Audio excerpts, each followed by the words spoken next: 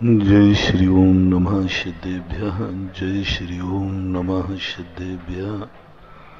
सर्वमंगल मांगल्यम सर्वकल्याणकारकं प्रधानं सर्वधर्माणां जैनं जयतु शासनं। जैनं जयतु शासनं। पंच परमेष्टि भगवान की आचार्य श्री गुरुवर कुंद कुंद महाराज की आचार्य श्री गुरुवर विद्या सागर महाराज के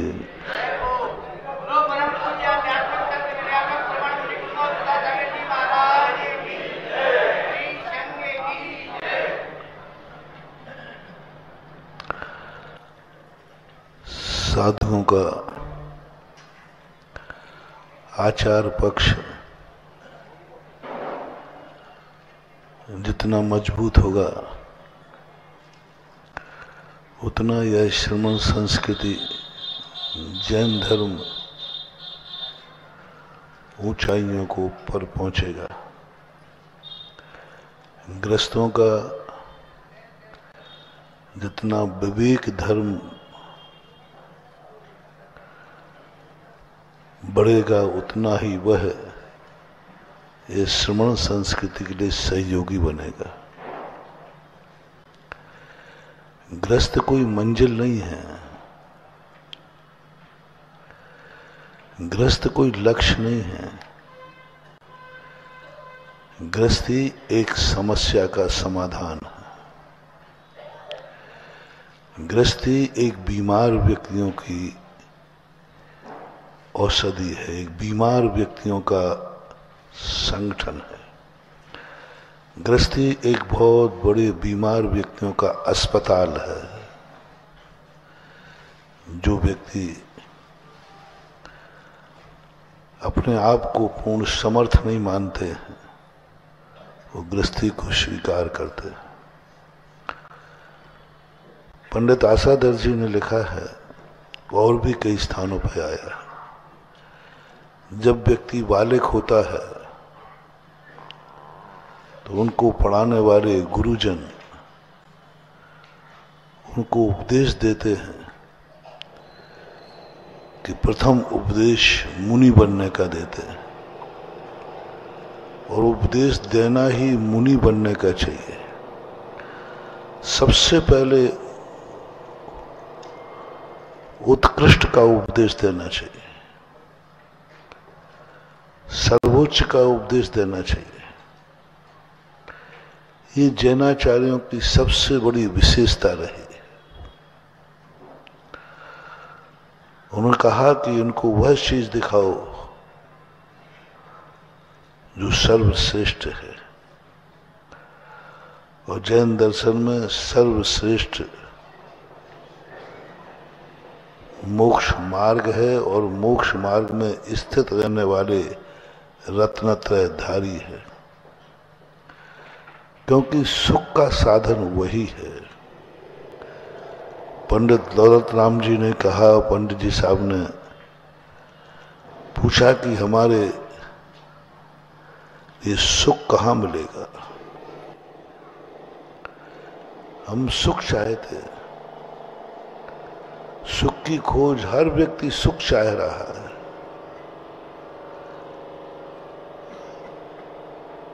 पंडित गोपाल दास बरिया ने भी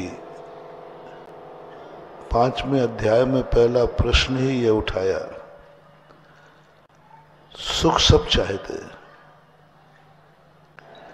लेकिन उत्तर दिया उन्होंने, जब चाहते हैं तो मिलता क्यों नहीं है। तो समाधान दिया कि ना तो सुख का स्वरूप जानते हैं और न सुख को प्राप्त करने का उपाय जानते। अभी इनको यही मालूम नहीं है कि सुख है क्या चीज है। सुख चाहने के लिए चल पड़े हैं और यही पता नहीं कि सुख है क्या चीज है। सुख पाने की इच्छा पाल रखी है, लेकिन सुख पाने का उपाय क्या है, ये ज्ञान न होने से व्यक्ति पूरी जिंदगी भर सुख की चाहत रखता हुआ जीवन का अंत कर देता है। कितनी बड़ी बात पंडित जी साहब ने लिखी। आत्म को हित है सुख सो सुख, आकुलता बिन कहिए। इतनी सरल परिभाषा मिलना बहुत कठिन है। सब जगह सुख की परिभाषा है, शास्त्रों में भी है, आचार्यों ने भी लिखी, लेकिन उन्हें तो इतनी बाल बहुत बच्चे को भी समझ में आ जाए, मिथ्या दृष्टि को भी समझ में आ जाए, अज्ञानी को भी समझ में आ जाए, अनुभव का विषय है। ऐसा कोई भी दुनिया का कोई दर्शनकार नहीं है जो इस परिभाषा को नकार सके। प्रथम दो पंक्तियों का जो उन्होंने हेतु बनाया, गजब का हेतु है, बहुत बड़ा हेतु है। परिभाषाएं तो हमने बहुत बड़ी बड़ी देखी, समंद्रभद्र महाराज ने भी पूज्यवर ने बनाई। राग द्वेष की निवृत्ति के लिए चारित्र लिया जाता है, राग द्वेष निवृत्ति चरणम प्रतिपद्यते साधु। बड़े बड़े साहित्यिक शब्दों में, कठिन शब्दों में कसाय को मोह को जीत लेता है, वो सुखी हो जाता है। लेकिन इतनी सरल परिभाषा, मिथ्या दृष्टि भी पूछो कि आकुलता में सुख है कि निराकुलता में, तो मिथ्या दृष्टि भी यही कहेगा साहब निराकुलता में सुख है। हेतु देखो, आत्म को हित है सुख सो सुख, आकुलता बिन कहिए। पहला लक्षण बनाया, आकुलता जहां नहीं है वही सुख है। ये सुख की परिभाषा है। आप इसको सब जगह लगा दिए, जहां जहां आकुलताएं हैं वहां वहां सुख नहीं है, और जहां जहां निराकुलता है वहीं वहीं सुख है। दूसरा उपाय पूछा कि अब उपाय क्या है, कहां मिलेगा। आकुलता शिव माही न ताते, शिव मग लाग्यो चाहिए। अपनी बात कह दी, इतनी सरल परिभाषा बना करके अपनी बात कह दी। ये निराकुल भाव तो मोक्ष मार्ग में है, इसलिए मोक्ष मार्ग पर लगना चाहिए। और मोक्ष मार्ग क्या है आप सबको मालूम है। रत्नत्रय गृहस्थी में मोक्ष मार्ग नहीं है, गृहस्थी मोक्ष मार्ग नहीं है। पूज्यवर अमृतचंद सूरी ने तत्वार सार में स्पष्ट कहा कि मोक्ष मार्ग नहीं है। पूज्यवर नेमीचंद महाराज ने भी कहा, दौन्नम पि मोक्ष हेउ झाणे पावण दि मुनि नीमा। दौन्नम पि मोक्ष हेउ, चारित्र की बात, रत्नत्रय की बात करते हुए उन्होंने कहा, व्यवहार मोक्ष मार्ग और निश्चय मोक्ष मार्ग, दोनों मोक्ष मार्ग की चर्चा है। दोनों मोक्ष मार्ग, चाहे व्यवहार का हो, चाहे निश्चय का हो, चाहे उपचार हो, चाहे कैसा भी हो, दोनम पि मोक्ष हेउ झाणे पावण दि मुनि नीमा। मुनि नियम से दोनों प्रकार के मोक्ष मार्ग को प्राप्त करते हैं। अब ऐसी स्थिति जब बनती है तो ये निश्चित हो जाता है कि गृहस्थी एक समस्या का समाधान है, गृहस्थी एक बीमार लोगों की अस्पताल है। जो बीमार हैं, क्षुधा रोग से, तृषा रोग से, काम रोग से और भी विभिन्न प्रकार की बीमारियों से जो ग्रसित हैं, उन्हें गृहस्थी के अस्पताल में भर्ती होना पड़ता है। मैं अस्पताल का निषेध नहीं कर रहा हूं, बस इतनी फीलिंग दिला रहा हूं कि जो जो ग्रस्त हैं वे अपने आप को बीमार मान लें, बस और कुछ नहीं करना। गृहस्थी है नियम से बीमार है। स्वस्थ व्यक्ति ग्रस्त हो ही नहीं सकता। स्वस्थ व्यक्ति कभी अस्पताल में मिल ही नहीं सकता। अस्पताल में है तो वो बीमार निश्चित है, क्योंकि स्वस्थ व्यक्ति अस्पताल जाते ही नहीं। इसलिए मुनि का उपदेश देने के बाद जब उसने कहा कि मैं यह मुनि व्रत पालन करने में समर्थ नहीं हूं, क्योंकि हमें बहुत सारी बीमारियां लगी हैं, बहुत सारी बीमारियां, उन बीमारियों के कारण से हम नहीं ले सकते या मोक्ष मार्ग, तब कहते हैं ठीक है, जब तुम बीमार महसूस कर चुके हो, बहुत बड़ी बात कह रहा हूं महानुभाव, अभी एक दिन पहले भी हमने कहा था प्रथम दिन गोष्ठी में कि तुम्हें सम्यक दर्शन की अनुभूति नहीं, क्या तुम्हें अनुभव में आया है कि मैं मिथ्या दृष्टि हूं? कौन है सम्यक दर्शन का अधिकारी? किसको प्राप्त होगा सम्यक दर्शन? जिसके अनुभव में आ गया कि मैं मिथ्या दृष्टि हूं, जिसको अनुभव में आ गया कि मैं पापी हूं, जिसको अनुभव में आ गया कि मैं अशुद्ध हूं। ऐसी अनुभूति आए बिना व्यक्ति स्नान गृह में क्यों जाएगा? स्नान गृह जाते समय, स्नान गृह में जाते समय शुद्ध की अनुभूति नहीं होती है, वो स्नान गृह के बाद होगी। स्नान गृह में जाते समय और स्नान गृह में जब है उस समय उसे अशुद्धि की अनुभूति होती है। अशुद्धि की अनुभूति होती है तभी वो स्नान गृह में जाता है। सम्यक दर्शन वही प्राप्त कर सकता है जिसको ये अनुभूति हुई कि मैं मिथ्या दृष्टि हूं। कसायों को वही जीत सकता है जिसे मालूम है, अनुभव में आया कि मैं कसाई हूं। पवित्र वही हो सकता है, पुण्यात्मा वही हो सकता है जिसके अनुभव में आ गया कि मैं पापी हूं। क्षमावान वही हो सकता है जिसके अनुभव में आया कि मैं क्रोधी हूं, मानी हूं, मायावी हूं, लोभी हूं। जितने प्रकार के हे तत्व हैं उनको पहले अनुभव में लाओ। जितने प्रकार की हे वस्तुएं हैं उनको अनुभव में लाओ। जो जो हमें छोड़ना है उसके अनुभूति में लाओ, ज्ञान का विषय बनाओ।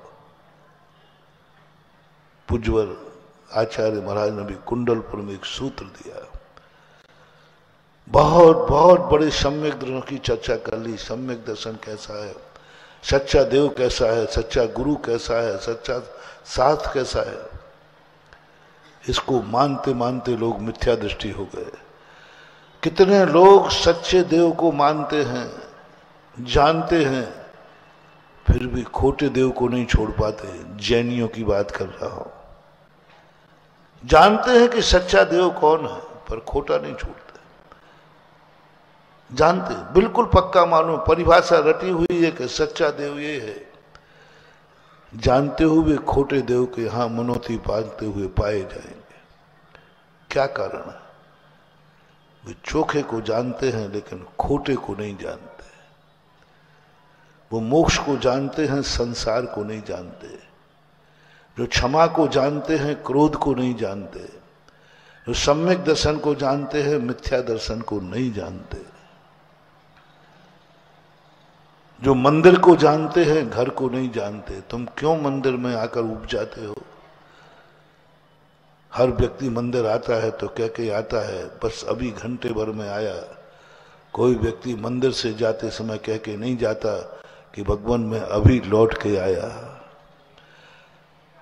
हमने धर्म की सीमाएं बना ली, हमने मंदिर की सीमाएं बना ली, हमने माला फेरने की सीमाएं बना ली। हमने नोट गिनने की सीमा नहीं बनाई, दिन भर में कितने गिनेंगे। हमने माला की सीमा बनाई, दिन भर में कितनी माला फेरेंगे। 5 माला, 2 माला, 1 माला। लेकिन आज तक कोई व्यक्ति ये नियम नहीं ले पा रहा है। शास्त्र कहते हैं नोट गिनने की सीमा बनाओ, और हमने माला गिनने की सीमा बना ली।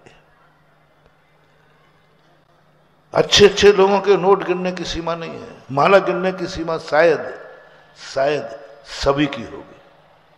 शायद कह रहा हूं, सभी की सेवा होगी कि हम दिन भर में इतनी माला। कोई बिना सीमा बनाए माला फेरते ही नहीं। सबने सीमा बांध ली है, ज्यादा नहीं हो जाए। लेकिन नोट गिनने की सीमा नहीं बांधी। हर व्यक्ति मंदिर में कितने समय रहना है ये सीमा बांध के बैठा है। लेकिन घर में कितने समय रहना है ये कोई सीमा बांध के नहीं बैठा। सम्मेर शिखर जाते हैं हम, सीमा बांध के जाते हैं, इतने दिन सम्मेर शिखर रुकेंगे। लेकिन कोई सम्मित शिखर से लौटते समय नहीं बांधता मैं अपने नगर में इतने दिन रुकूंगा, पुनः सम्मित शिखर आऊंगा। सबसे बड़ी विचित्रता इस कलयुग की, हर व्यक्ति ने धर्म की सीमा बांधी है। मैं इतनी देर स्वाध्याय करूंगा, लेकिन ये नहीं बांधा कि मैं गप्पे कितनी देर करूंगा, यहां वहां की बातें कितनी देर करूंगा, संसार की चर्चाएं कितनी देर करूंगा। और शास्त्र कहते हैं सीमा संसार की बांधो, सीधा पाप की बांधो। क्यों नहीं हो पा रही ये सीमा? क्योंकि वो हमने कभी अनुभव में नहीं लिया। पाप करना अलग चीज है, पाप की अनुभूति होना अलग चीज है। क्रोध करना अलग चीज है, क्रोध की अनुभूति होना अलग चीज है। मिथ्या दृष्टि होना अलग चीज है, लेकिन मिथ्या का अनुभव करना बहुत दुर्लभ। अनादिकाल से हम मिथ्या दृष्टि रहे हैं, लेकिन हमें मिथ्यात्व का अनुभव नहीं हुआ कि ये मिथ्यात्व है। हम खोटे देवों के बीच में रहे हैं, लेकिन अनुभव में नहीं हुआ कि ये खोटा देव है। हमने जहर का पान किया है, लेकिन अनुभव में नहीं आया कि मैं जहर है। मैं तो अमृत मान के पीता रहा, मैं तो चोखा मान के गुरु भगवान को पूछता रहा, मैं तो सम्यक दृष्टि मानकर अपने आप के मिथ्यात्व का सेवन करता रहा। बहुत बड़ी बात कही उन्होंने। कहा उपदेश में दो इनको, क्यों सफल नहीं हो रहे हैं सम्यक दर्शन में, क्यों सम्यक दर्शन प्राप्त नहीं करा पा रहे हैं, क्यों इतना उपदेश देने, ये उसको प्राप्त नहीं कर पा रहे। सम्यक दर्शन की इतनी महिमा होकर सम्यक दर्शन प्राप्त नहीं, देव की इतनी महिमा सुनने के बाद भी हमारा देव के प्रति नहीं, फिर भी हम खोटे दरवाजे में खड़े पाए जाते। बताने की जरूरत है। छह ढालाकार सबसे ज्यादा प्रसिद्धि का मूल कारण है कि उन्होंने सबसे पहले सुख का वर्णन नहीं, दुख का वर्णन किया। दुख का वर्णन किया, नरकों का वर्णन किया, संसार का वर्णन किया। पूज्यवर शुभचंद महाराज ने बाद में सुख का वर्णन किया, पहले दुख का वर्णन किया। आत्मानुशासन गुणभद्राचार्य ने पूरे अध्याय शुरू के संसार से भर डाले, पूरे संसार का वर्णन किया। पढ़ते ऐसे लगता है कि ये तो हम कर रहे हैं 24 घंटे, इसको क्या सुनना। उन्होंने कहा नहीं, अनुभव करो। हमें अनुभव में नहीं आ रहा है कि ये खोटा देव है, हम खोटे को, हमें क्रोध अनुभव में नहीं, हम क्रोध करते हैं, लेकिन अनुभव में नहीं आ रहा कि ये क्रोध है जो कसाय है। क्रोध कसाय है, अनुभव में नहीं आ रहा। क्रोध कसाय है, मेरा नाश करती है, ये अनुभव में नहीं आ रहा है, उसकी हेता अनुभव में नहीं आ रही। तो पूज्यवर ने कहा इनको कहो क्या तुम्हें कभी अनुभव में आया कि मैं मिथ्या दृष्टि हूं। मिथ्या दृष्टि से मिथ्या दृष्टि कहोगे, वो कौन कहता है मिथ्या दृष्टि? बस मिथ्यात्व में अनुभव में लाओ, मिथ्यात्व का स्वरूप समझाओ, कसाय का स्वरूप समझाओ, कसायन के अनुभव में आ जाए। खोटे देव का स्वरूप समझाओ, क्योंकि ये खोटे को खोटा मानने को तैयार है ही नहीं, खोटे को खोटा। इसलिए संसार के स्वरूप के संबंध में आज अभाव होता जा रहा है। आज विद्वान वर्ग में भी परमार्थ की खूब चर्चाएं हैं, संसार की नहीं। सम्यक दर्शन की खूब चर्चाएं हैं, मिथ्या दर्शन की नहीं। क्षमा की खूब चर्चाएं हैं, कसाई की नहीं, कसाई की। पुण्य की खूब चर्चाएं हैं, पाप की नहीं। पुण्य क्या है ये खूब चर्चाएं हैं, पाप क्या है इसकी चर्चा नहीं। भोजन की थाली कैसे होना चाहिए सब चर्चाएं हैं, भोजन की थाली कैसी होना चाहिए चर्चाएं गायब हो गई, चर्चाएं खत्म हो गई। चर्चाएं खत्म हो गई कि भोजन की थाली कैसे होना चाहिए। भोजन की थाली की चर्चा खूब है, भोजन की थाली बिल्कुल गायब है। भोजन कब करना चाहिए ये सबको मालूम है, लेकिन भोजन कब करना चाहिए इसकी चर्चाएं खत्म हो गई, खत्म हो गई। पूजन का समय क्या है, इसमें आपकी कोई गलती नहीं हो रही, बिल्कुल समय से पूजन हो रहे हैं, 50 सालों से देख रहा हूं। लेकिन भोजन कब करना चाहिए इसकी खबर नहीं है, पता ही नहीं है। कोई टाइम टेबल नहीं है, कोई नियम नहीं है कि मैं इतने बजे के बाद भोजन नहीं करूंगा, इसके टाइम के बाद मैं भोजन नहीं करूंगा। अंधेरा भी होता जाता है तो भी कहते हैं कि अभी तो चल रहा है, हाथ की रेखाएं दिख रही हैं। कोई समय की सीमा नहीं भोजन की। भक्ष्या भक्ष पर विचार नहीं। पूजन की थाली में क्या होना चाहिए, 50 साल से क्या, हम तो सैकड़ों सालों से देख रहे हैं, पूजन की थाली आज तक कभी भ्रष्ट नहीं हुई, खास तौर से बुंदेलखंड की। जो पूज्यवर त्रिलोक प्रणतिकार ने 2000 वर्ष पहले पूजन की थाली बताई थी, वही पूजन की थाली में बुंदेलखंड के मंदिरों में देखता हूं। अच्छी बात है, पूजन की थाली भ्रष्ट नहीं हुई है और भ्रष्ट होने भी नहीं देते। एक ने थोड़ा गड़बड़ कर दिया तो यहां ध्यान रखना, लाठियां चल जाएंगी, कोर्ट केस हो जाएगा। पूजन की थाली भ्रष्ट नहीं होना चाहिए, ये सब अपन का सबका संकल्प है। मर जाएंगे लेकिन पूजन की थाली को भ्रष्ट नहीं होने देंगे। महानुभाव, पूजन की थाली, लेकिन भोजन की थाली में कितना परिवर्तन आ गया। यति वृषभ आचार्य महाराज के समय तुम्हारे दादाजी तो रहे ही होंगे, कोई ना कोई तो उस समय पूजन की थाली यथावत है। भोजन की थाली कहां पहुंच गई है, आप खुद सब निरीक्षण करो। आज पूजन की थाली की अपेक्षा भोजन की थाली पर प्रकाश डालना जरूरी हो गया। इतनी भ्रष्ट हो चुकी है थाली, इतनी भ्रष्ट हो चुकी है जैनियों की, और बुरा नहीं मानो तो पंडितों की। सोच ही नहीं करते कि कौन चीज खाने योग्य है, मर्यादित है कि नहीं। कोई पूछने को तैयार नहीं है कि पानी छना हुआ है कि नहीं।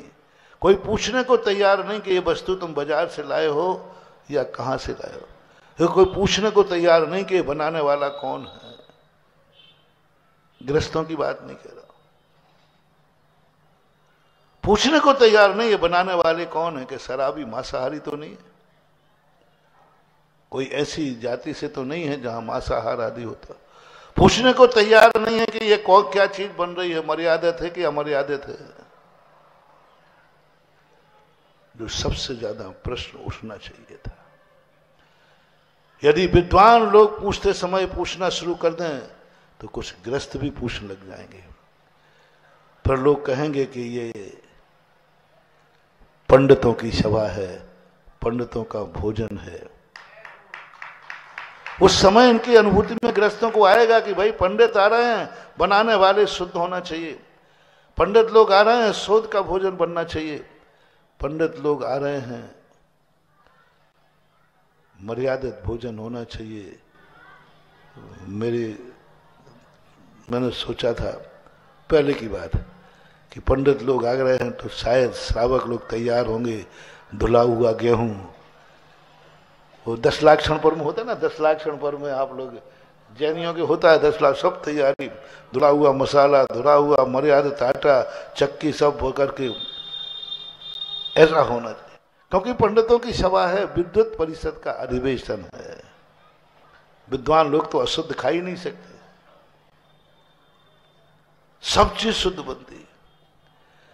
यदि विद्युत महाअधिवेशन में कभी शुद्ध भोजनालय का विद्युत महाअधिवेशन हो और सब लोग कहें कि भाई 3 दिन से ज्यादा का आटे की रोटी नहीं बनेगी, 3 दिन से मर्यादित भोजन नहीं रहेगा, कह दूं कुएं का पानी नहीं नहीं कह, बोरिंग का चल जाएगा। और ऐसी चीजें आ जाए जैसे एक वृत्ति करते हैं, क्या तहलका मच जाएगा। सारे भारत में कहेंगे कि मैं पंचम काल के विद्वानों से बात कर रहा हूं कि चौथे काल के विद्वानों से बात कर रहा हूं। चतुर्थकालीन विद्युत परिषद का सम्मेलन, कोई प्रश्न उठाने को तैयार नहीं, जानने को तैयार नहीं, पूछने को तैयार नहीं। पूछना तो ठीक, जानने को भी तैयार नहीं कि पहले ये बताओ ये भोजन मर्यादित है कि अमर्यादित है।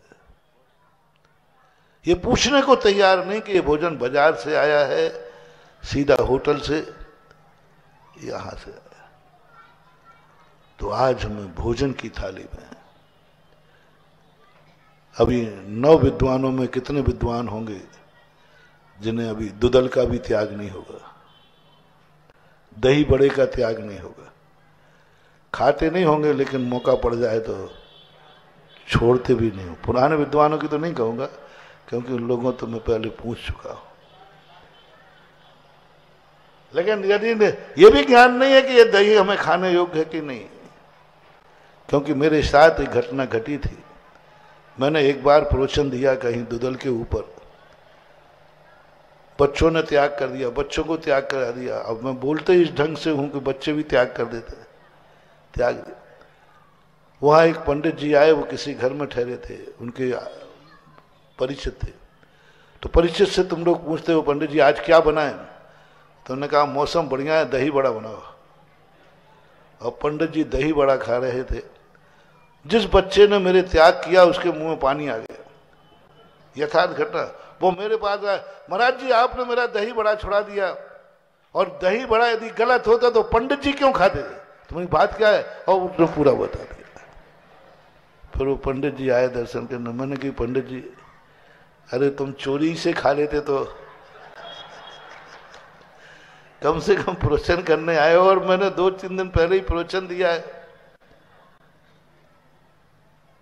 अब ऐसी स्थिति बन जाती है तो बात विचारनीय है कि हमें आज स्वयं को भी और उपदेशों में भी भोजन की थाली पर विचार करना, मिथ्यात्व क्या है इस पर विचार करना, खोटा देव कौन है इस पर विचार करना, पाप क्या है इस पर विचार करना है, कसाएं क्या है इस पर विचार करना है, संसार क्या है वह। हम धर्म को जानते हैं इसलिए वैराग्य नहीं हो रहा है। वैराग्य का कारण पूज्यवर उमा स्वामी महाराज ने वैराग्य का कारण उन्होंने मोक्ष नहीं बताया। मोक्ष की चर्चा वैराग्य का कारण नहीं है। सम्यक दर्शन की चर्चा से वैराग्य नहीं होना, सम्यक ज्ञान सम्यक चारित्र की चर्चा से वैराग्य नहीं होना, मुनियों के स्वरूप को समझने से वैराग्य नहीं होना, रत्नत्रय की परिभाषा समझने से वैराग्य नहीं होना, समय सार पढ़ने से वैराग्य नहीं होना, शुद्ध और सिद्ध आत्मा का स्वरूप पढ़ने से वैराग्य नहीं होना, पंच परमेष्टि के स्मरण से वैराग्य नहीं होना। क्या गजब का पूज्यवर ने दिया, जगत का है स्वभाव हुआ है संवेग वैराग्य। जगत को वैराग्य का करना, जगत का स्वरूप समझो, जगत का स्वरूप, काय का स्वरूप समझो। जगत काय के स्वरूप समझने से वैराग्य। अरे भाई पंच परमेष्टि का स्वरूप समझने से वैराग्य में लिखना चाहिए था कि जो पंच परमेष्टि का स्वरूप समझेगा तो वैराग हो जाएगा। उन्होंने नहीं लिखा, पूरे तत्वार सूत्र में नहीं लिखा। उन्होंने कहा संवेग और वैराग चाहिए तो जगत का स्वरूप समझो। तो आज उन हे तत्वों की अनुभूति करना है, हे तत्व अनुभव में लाना है। तो जो महाराज ने उपदेश दिया मुनि बनने का, तब तुम्हें अब कहना है महाराज मैं बीमार हूं, मुझे बीमारी की अनुभूति हो रही है, मुझे बहुत सारे रोग लगे हैं। तब जिनवाणी कहती है कि जो रोगी है वो अस्पताल में जाए, जो रोगी है वो ग्रस्त बने, और जो निरोगी है वो मुनि बने। ये दो निर्णय है। सम्यक दृष्टि की बात, मिथ्या दृष्टि की नहीं। सम्यक दृष्टि, जो रोगी है वो मुनि बने। दवाई का हमारे यहाँ निषेध नहीं है, लेकिन स्वस्थ व्यक्ति दवाई नहीं खावे। जो रोगी है वो ग्रस्त बनेगा, और जो निरोगी है वो मुनि बनेगा। इसलिए ग्रस्त को तुम्हें अनुभव में करना है, आपको अनुभव में लाना है। बस इतना सा कहना कि मैं सब रोगी हैं, तुम्हें लाना अनुभव में कि मैं रोगी हूं, मैं रोगी हूं। और जब रोगी हूं तो रोगी के लिए सब कुछ सोचने की मना है, सब कुछ देखने की मना है, सब कुछ खाने की मना है। रोगी को तो वही खाना है जो डॉक्टर ने लिखा है। कुपथ नहीं खा सकता, क्योंकि बोलो ना। हाँ, और तुम लोग मानते महाराज हम लोग तो ग्रस्त हैं, ये 16 फोला तो आपके लिए महाराज, आप हमें थोप रहे हो जबरदस्ती। ये 16 का भोजन करना, मर्यादित करना, मन शुद्धि वचन शुद्धि करना, ये सब आपके लिए है। हम लोग तो ग्रस्त हैं। हाँ पक्का, मैं गृहस्थी सिद्ध कर रहा हूं। हम लोग मर्यादित इसलिए खाते हैं कि हमें शुद्ध भोजन करना है, कि हम अशुद्ध रोगी ना हो जाएं। आप लोगों को इसलिए शुद्ध करना है क्योंकि आप रोगी हो, और रोगी ज्यादा यहां वहां की चीजें नहीं खाएगा, वही खाएगा जो डॉक्टर ने लिखी है। और डॉक्टर ने जो लिखा है वो नहीं खाया तो बोलो ना, रोग और बढ़ेगा। तो आपका डॉक्टर कौन है? देव, शास्त्र और गुरु। क्योंकि आप रोगी हो, आप धर्म के नाम पर नहीं। आपको खाना है, हम रोगी हैं, हम ग्रस्त हैं। हे मां जिनवाणी मां, आप बताएं रोगी की खाने की लिस्ट क्या है? रोगी की, रोगी कैसा सोचे, रोगी कैसा देखे, रोगी कैसा सुने, रोगी कैसा बोले, 24 घंटे रोगी की चर्या कैसे होना चाहिए, डॉक्टर लिख के देते हैं। भाई 24 घंटे आपको ये करना है, और वह दैनिक चर्या आप लोगों की होना चाहिए। खास तौर से विद्वानों की हर दैनंदिनी होना चाहिए। हर विद्वान को अपने आप को रोगी मानना है। मैं रोगी हूं, मैं बीमार हूं, क्योंकि मैं ग्रस्त हूं। अपर नाम कर देना, ग्रस्त और बीमार एक व्यक्ति है। ग्रस्ती अस्पताल है जिसमें तुम भर्ती हो, और जब तुम भर्ती हो तो अपने 24 घंटे की दैनंदिनी आपकी होना चाहिए। घंटे 2 घंटे होना चाहिए आपके लिए, हर चीज समय पे होना चाहिए, और मात्रा होना चाहिए, सीमा होना चाहिए, ये सब चीजें होना चाहिए। पंडित शब्द में अच्छा नहीं समझता हूं। जैन दर्शन में पंडित शब्द आगम विरुद्ध है आपके लिए।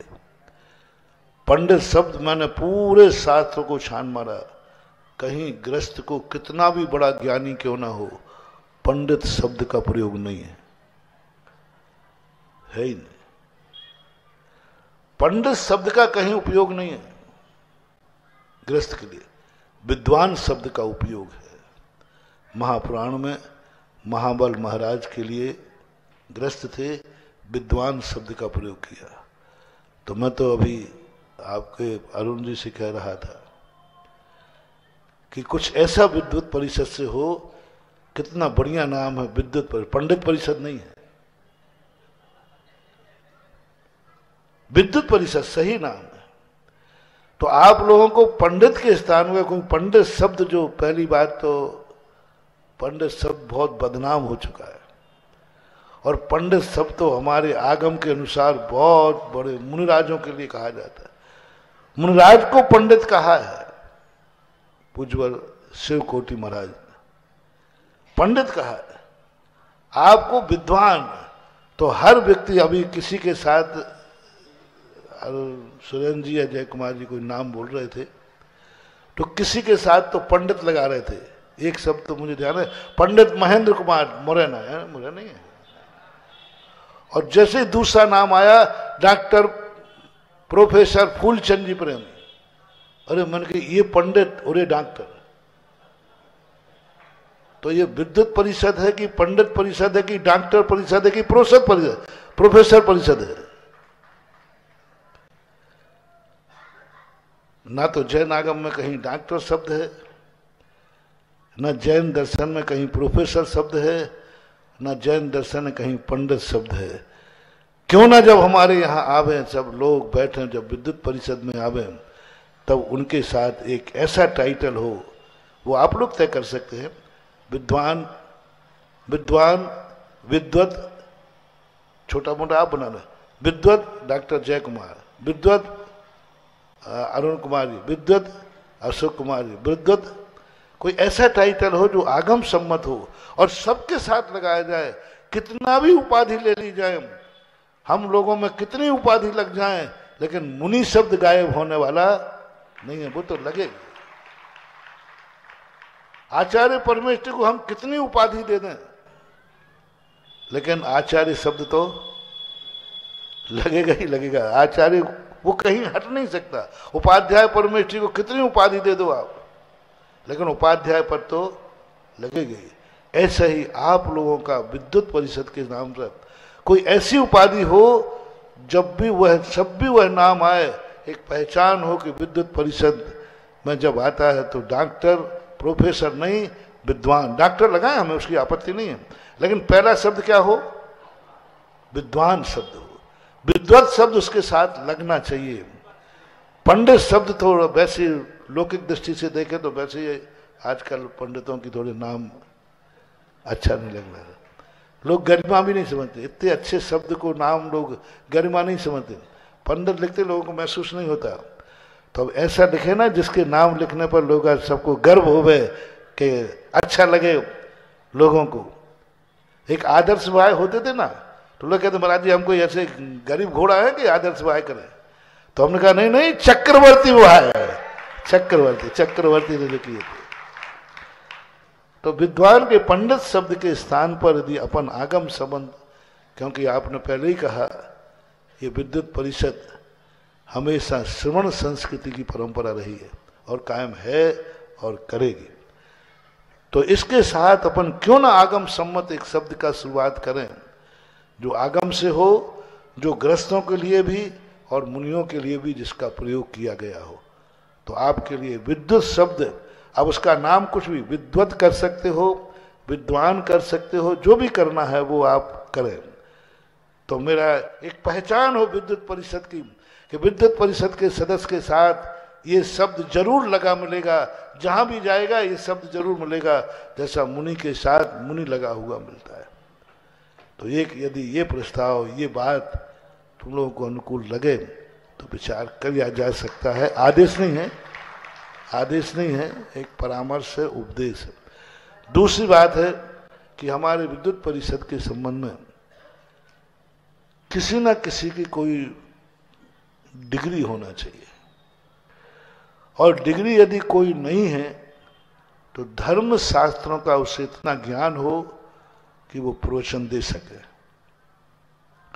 बता सके, थोड़ा बहुत जैन दर्शन का ज्ञान हो, गुण स्थानों के नाम याद हो,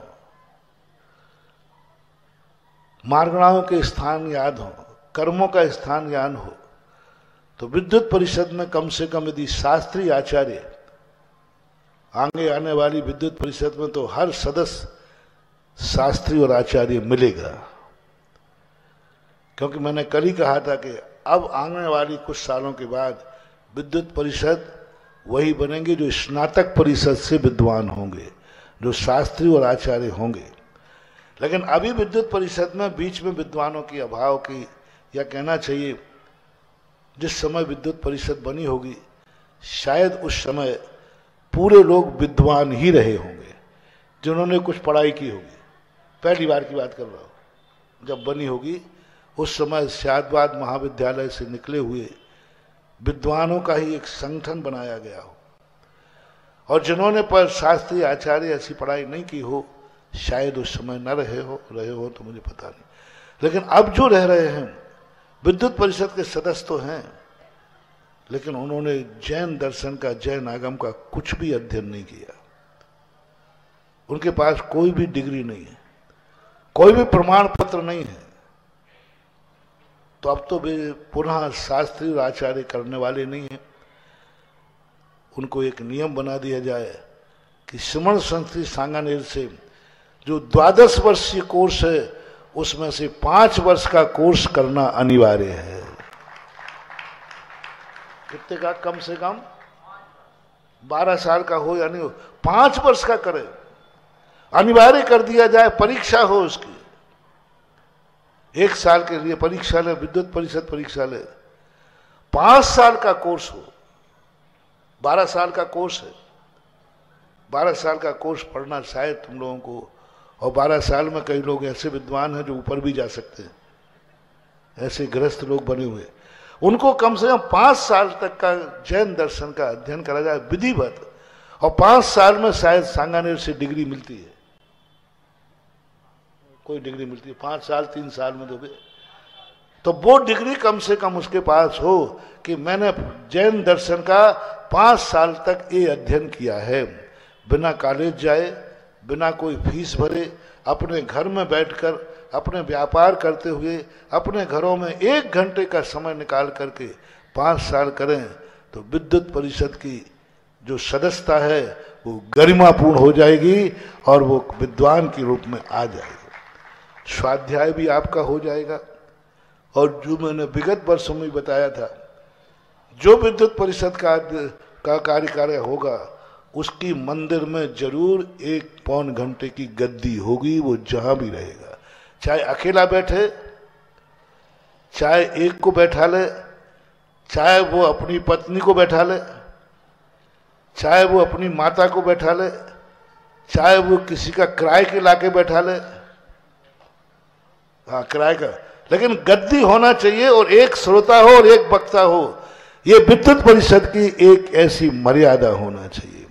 जो विद्युत परिषद का सदस्य है उसकी मंदिर में गद्दी जरूर है, समय नियत हो। इस समय विद्युत परिषद का विद्वान गद्दी पर बैठता है और फलाना शास्त्र मांझता है। एक श्रोता भी है, मुझे इससे मतलब नहीं कि वो श्रोता किराए का मिले तो किराए का लाना, महाराज जी किराए के लाने से थोड़ी पड़ेगा, मुझे पढ़ाना नहीं है, मुझे गद्दी की परंपरा की सुरक्षा करना है, मुझे सुरक्षा करना है कि यहाँ गद्दी चलती है, क्योंकि इस नगर में विद्युत परिषद का सदस्य रहता है, क्योंकि यहाँ विद्युत परिषद का सदस्य रहता है इसलिए यहाँ गद्दी चलती है। एक श्रोता बैठे तो भी गद्दी चलती है। किसी दिन वो भी नहीं आए तो भी तुम्हें जोर से उच्चारण करके पढ़ना है। मुझे विश्वास है कि आप गद्दी नियमित लगाओगे, 1-2 श्रोता कोई मिल ही जाएंगे। कोई नहीं मिलेगा तो जिनको नींद नहीं आती है, मैं हमेशा कहता हूं, कभी यदि तुम्हें नींद की गोलियां खा के क्यों शरीर खराब कर रहे हो? कोई गहन स्वाध्याय जहां हो रहा हो उस स्वाध्याय में जाके बैठ जाना, 2-4 झपकी आ ही जाएगी। तो भली दादी माँ आके बैठ जाए, वो सोती भी रहे, तुम्हें सुनाते रहना है। तुम्हें ये नहीं देखना है कि वो सुन रहा है या नहीं सुन रहा है, तुम्हें एक ही बात देखना है कि मैं सुना रहा हूं कि नहीं सुना रहा हूं। बस मुझे एक ही बात की वेदना है, हमारे मंदिरों की गद्दियां खत्म हो गई। हमने देखे हैं वो पुराने पंडितों को जिनकी गद्दियां चलती थी। अलग अलग सागर में मैंने देखा, मुराजी में अलग पंडित की, चौधराबाई के मंदिर में अलग की, बीच के जितने पंडित थे सबके मंदिर बंधे हुए थे। अलग अलग मंदिरों में ज्यादा गद्दियां बैठती थी और निश्चित समय था। पंडित जी पन्नालाल जी साहब थे, उनके पहले दयाचंद जी को पंडित जी थे, पंडित, वो आकर के बैठ जाते थे और पढ़ना शुरू कर देते। लोग बाद में धीरे धीरे आके बैठते थे और लेकिन वो बांटना शुरू कर देते थे। बस यदि ये प्रस्ताव विद्युत परिषद में हो जाए कि जहां जहां विद्युत परिषद का सदस्य है वहां वहां मंदिर में आध घंटे की सही गद्दी जरूर है। गद्दी तुम्हारी पहचान बन जाए, गद्दी पहचान बन जाए। और ये शपथ लेना चाहिए कि हम जिस गांव में रहते हैं उस गांव में आध घंटे की गद्दी जरूर चलेगी मंदिर में। हम निजी स्वाध्याय की बात नहीं कर रहे हैं, निजी स्वाध्याय गृहस्थों का है, हम गद्दी की बात कर रहे हैं। यदि ये गद्दियां जीवित रह जाती हैं हमारे, तो मंदिर में देव तो हैं ही, गुरु कुचित का जाते पहुंच जाते हैं, शास्त्रों की और आवाज आ जाए। जिन मंदिरों में जिनवाणी की घोषणा होती है उस स्थान को लोग मरने के लिए चुनते हैं। पूज्यपाद स्वामी कहते हैं मेरा मरण किस समय हो? जिस समय जिनेन्द्र देव के मंदिर में जिनवाणी का उद्घोषणा हो रही हो, वह सुनते हुए मेरा मरण हो। गुरु मूले ये चितनिते चैत्य सिद्धांत वाद सदघोषे, जैन सिद्धांत की घोषणा हो रही हो, जिनवाणी का श्रवण हो रहा हो, उस समय मेरे प्राण निकले। तो मंदिर में कम से कम इतनी वर्गणाएं हैं कि पूज्यपाद स्वामी मौत के लिए सुन रहे हैं कि मैं मेरा मौत उस समय हो जिस समय जनवाणी का उद्घोष हो रहा हो। मुनि शब्द का प्रयोग किया उन्होंने, लेकिन मुनि शब्द नहीं तो ये होना चाहिए। तो आज 3 बातों पर विचार। एक, हमारे लिए आज आहार व्यवस्था के ऊपर हर विद्वान के लिए ये निर्देश है, खाने के पहले अपनी मर्यादा को स्पष्ट करें। खास तौर से सामूहिक भोजनों में अपनी मर्यादा को स्पष्ट करें, अपनी जानकारी दे। जो संयोजक और व्यवस्थापक बने वे पहले से कमेटी से कहे भोजन किस प्रकार का होगा, उसका आटा कैसा होगा, उसकी दाल मसाले कैसे होंगे, उनके बैठने का स्थान कैसा होगा। वही जूते चप्पल जा रहे हैं, तुम तो लोग तो नहीं करते, लेकिन जा रहे हैं और तुम लोग कर रहे हो। कैटर साहब को परोस रहे हैं, बिना नहाए लोग भोजन बना रहे हैं। जिन्होंने बना रहे हैं उन्होंने नहाया ही नहीं है अभी, जो परोस रहे हैं उन्होंने नहाया ही नहीं है अभी। उनका खान पान क्या है? तो इस पर यदि विचार हो, आदेश नहीं है, परामर्श हो, तो इससे विद्वानों की गरिमा बढ़ेगी और समाज में एक परंपरा जीवित होगी। और जब भी अधिवेशन हो, वो तो मैंने पहले ही गोष्ठियों में कहा है, सामूहिक पूजन हो, अभिषेक हो। अभिषेक करो तुम लोग, ऐसा अभिषेक करो 1 घंटे 8 घंटे गोष्ठी अधिवेशन लेट होगा, एक दिन सही सबको धोती दुपट्टा पहनकर सामूहिक अभिषेक करना है। गृहस्थ लोग उसको देखेंगे। मैं शिविर में गृहस्थों को दिखाने के लिए अभिषेक कराता हूं, बताने के लिए अभिषेक कराता हूं।